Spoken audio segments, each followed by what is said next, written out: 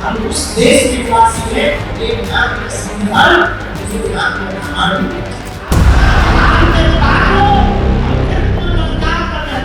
खुद को प्रचारक नहीं हिंदू विचारक बताने वाले धीरेन्द्र शास्त्री इस वक्त गोपालगंज से पूरे बिहार की सियासत को गर्म कर रहे हैं। मंच से ही संविधान संशोधन की बात कर रहे हैं। बिहार में चुनाव है, इसलिए बाबा के एक एक बयान पर विपक्षी खेमे में तनाव है।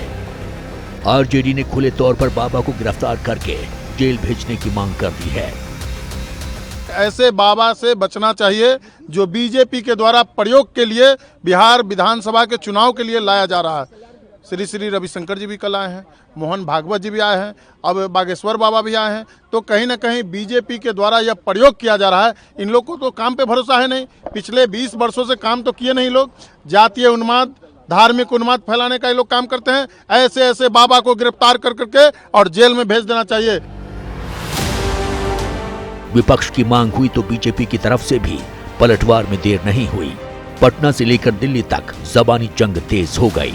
देखिए, ऐसा है कि खानदानी दुकान और खोटा पकवान, अब जो बिहार में खानदानी दुकान है और खोटा पकवान वहाँ पे है, तो वो जब उनको भी मालूम है कि आने वाले दिनों में जो चुनाव होने वाले हैं उसमें जनता उनका क्या फिर से एक बार हासिल करने वाली है, इसलिए ये जो हार की अभी से हताशा में इस तरह का तमाशा दिखाई पड़ रहा है, इससे ज़्यादा कुछ नहीं है। जनता दल सिर्फ और सिर्फ मुसलमानों का वोट लेने के लिए इस स्तर तक नीचे गिर जाएगी, ये बात तो हम लोगों ने भी नहीं सोची थी। बाबा धीरेन्द्र शास्त्री जी महाराज जो बात कह रहे हैं वो हर हिंदू की बात है।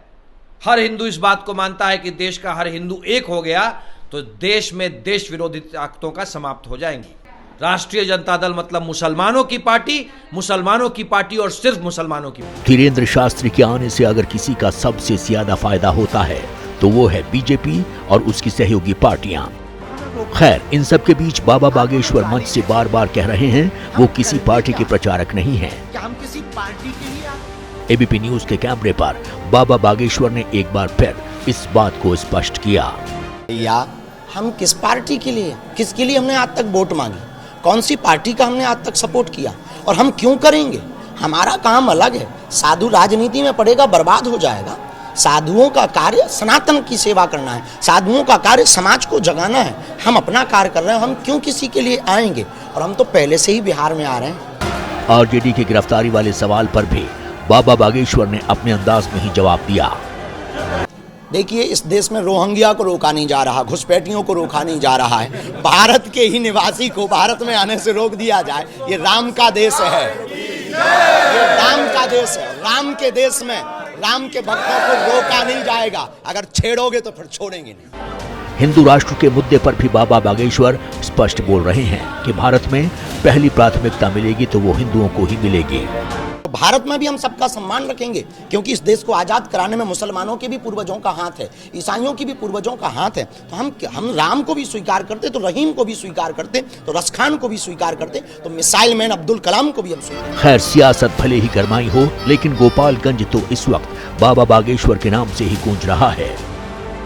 बाबा को सुनने आए हैं जी, बाबा को सुनने खुश हैं, बहुत खुश है, बहुत। आप कह रहे हैं कि देश हिंदू राष्ट्र जरूर हम लोग को जरूर चाहता है, जरूर बनेगा।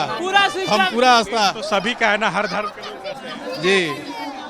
फिर भी हिंदू बाबा कह रहे हैं कि यहीं से हिंदू राष्ट्र की आवाज बुलंद का है, या देश हिंदुओं का है कि देश हिंदू एकदम हिंदू राष्ट्र होगा। अच्छा, ये बताइए, हनुमंत कथा बाबा सुनाने आए हैं, राष्ट्र है और आगे रहेगा।